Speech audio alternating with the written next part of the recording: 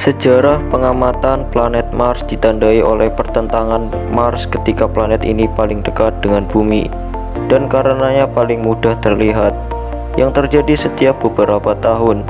Yang lebih penting lagi adalah oposisi perihelik Mars yang terjadi setiap 15 atau 17 tahun dan dibedakan karena planet Mars dekat dengan perihelion membuatnya lebih dekat dengan Bumi.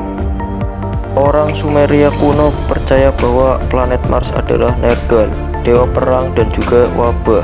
Selama zaman Sumeria, Nergal adalah dewa kecil yang sedikit penting, tetapi pada waktu-waktu kemudian pusat kultus utamanya di kota Nineveh. Dalam teks-teks Mesopotamia, planet Mars disebut sebagai bintang penilaian nasib orang mati. Keberadaan Mars sebagai benda pengembara di langit malam direkam oleh para astronom Mesir kuno, dan pada tahun 1534 sebelum Masehi, mereka akrab dengan gerakan retrograde planet ini. Pada periode kekaisaran Neo-Babel, para astronom Babel membuat catatan rutin tentang posisi planet-planet dan mengamatan sistematis perilaku mereka. Mereka tahu bahwa planet ini membuat 37 periode sinode atau 42 sirkuit zodiak setiap 79 tahun. Mereka menemukan metode aritmatika untuk membuat koreksi kecil ke posisi yang diprediksi planet-planet. Di Yunani kuno, planet ini dikenal sebagai Pyrrhoes. Dalam agama Yunani kuno adalah dewa dari bintang pengembara Arios, planet Mars.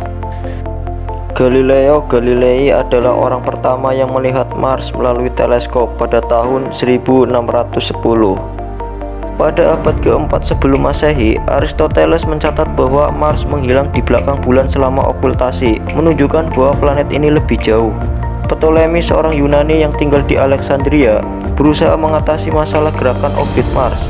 Model Ptolemy dan karya kolektifnya pada astronomi disajikan dalam koleksi multivolume Almagest yang menjadi perjanjian otoritatif pada astronomi barat selama 14 abad ke depan. Sastra dari Tiongkok kuno mengonfirmasi bahwa Mars dikenal oleh para astronom Tiongkok paling lambat abad keempat sebelum Masehi. Dalam budaya Asia Timur, Mars secara tradisional disebut sebagai bintang api berdasarkan 5 elemen. Selama abad ke-17, Tycho Brahe mengukur paralaks diurnal Mars yang digunakan Johannes Kepler untuk menentukan jarak matahari dengan bumi. Ini pertama kali dilakukan oleh Giovanni Domenico Cassini pada tahun 1672. Pengukuran paralaks awal terhambat oleh kualitas instrumen. Satu-satunya okultasi Mars oleh Venus diamati dari 13 Oktober 1590. Dilihat oleh Michael Maestlin di Heidelberg. Pada tahun 1610, Mars dipandang oleh astronom Italia Galileo Galilei yang pertama kali melihatnya melalui teleskop. Dan orang pertama yang menggambar peta Mars yang menampilkan fitur medan adalah astronom Belanda Christian Huygens. Pada abad ke-19, resolusi teleskop mencapai tingkat yang cukup untuk fitur permukaan yang akan diidentifikasi. Oposisi perihelik Mars terjadi pada 5 September 1877. Pada tahun itu, astronom Italia Giovanni Schiaparelli menggunakan teleskop 22 cm 8,7 in di Milan untuk membantu menghasilkan peta rinci pertama Mars. Peta-peta ini terutama berisi fitur-fitur yang disebutnya kanali, yang kemudian terbukti menjadi ilusi optik. Kanali ini diduga panjang garis lurus di permukaan Mars, di mana ia memberikan nama-nama sungai terkenal di bumi. Istilahnya yang berarti saluran atau alur, populer salah diterjemahkan dalam bahasa Inggris sebagai kanal. Dipengaruhi oleh pengamatan orientalis, Percival Lowell mendirikan observatorium yang memiliki teleskop 30 dan 45 cm atau 12 dan 18 in. Observatorium ini digunakan untuk eksplorasi Mars selama kesempatan baik terakhir pada tahun 1894 dan oposisi yang kurang menguntungkan berikut. Dia menerbitkan beberapa buku tentang Mars dan kehidupan di planet ini yang memiliki pengaruh besar pada publik. Kanali secara independen ditemukan oleh astronom lain seperti Henry Joseph Perrotin dan Louis Tollon di Nice. menggunakan salah satu teleskop terbesar pada waktu itu. Perubahan musiman terdiri dari berkurangnya topi kutub dan area gelap yang berbentuk selama musim panas di Mars. Dalam kombinasi dengan kanal menyebabkan spekulasi tentang kehidupan di Mars, dan itu adalah keyakinan lama bahwa Mars mengandung lautan dan vegetasi yang luas.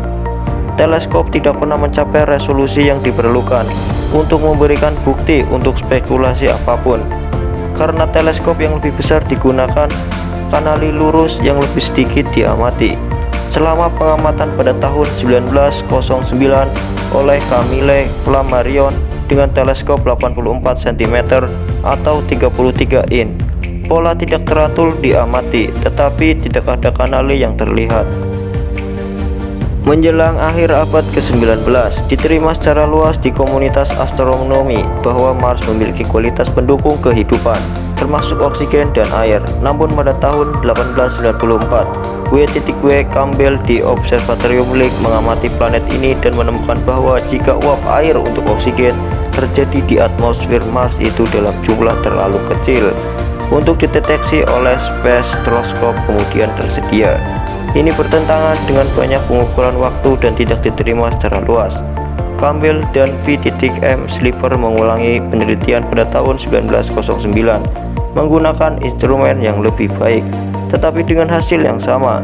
Tidak sampai temuan ini dikonfirmasi oleh W.S. Adams pada tahun 1925 bahwa mitos tentang kelayakan Mars yang mirip bumi akhirnya rusak.